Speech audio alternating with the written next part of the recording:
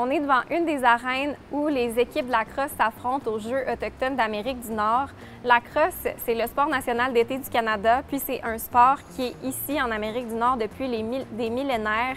Les peuples autochtones y jouaient avant même l'arrivée des Européens. D'ailleurs, l'équipe féminine de crosse en enclos de la Colombie-Britannique a gagné la médaille d'or cette année. J'ai eu la chance de parler à 3 joueuses après l'une de leurs victoires. Tu joues à la crosse depuis quand? Je joue à la crosse depuis l'âge de 4 ans. Je dirais depuis que j'ai 10 ans. Je joue depuis que j'ai 5 ans, alors ça fait 12 ans. Pourquoi tu as choisi ce sport-là? J'ai choisi la crosse parce que c'est un sport très présent dans ma famille. Ma mère, c'est mon entraîneur, elle a joué longtemps, tout comme mes oncles et mes tantes. Mes grands frères jouaient et ils sont des modèles pour moi, alors je me suis dit que j'allais essayer.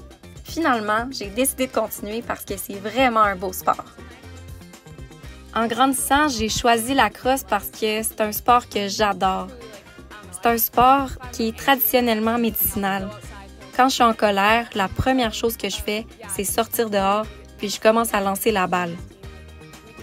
Traditionnellement, la crosse était un sport réservé aux hommes. C'est au tournant du 20e siècle que des équipes féminines ont commencé à se former.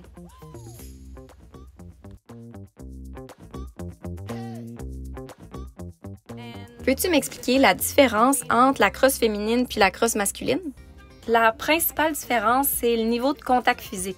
En crosse féminine, on n'a pas le droit de pousser les autres joueuses. C'est plus calme dans la crosse féminine, mais ce qui est plaisant aux Jeux autochtones, c'est qu'on a le droit de jouer avec les mêmes règles que les gars. Depuis quelques décennies, les femmes prennent de plus en plus de place dans ce sport. Je pense que c'est vraiment important que les gens continuent de pratiquer ce sport-là, puis particulièrement chez les filles. Je souhaite qu'il y ait encore plus d'équipes de partout en Amérique du Nord qui compétitionnent aux Jeux autochtones.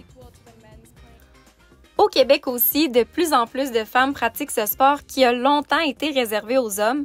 Peut-être qu'aux prochains Jeux autochtones d'Amérique du Nord dans 4 ans, des athlètes vont représenter la délégation du Québec en crosse en enclos.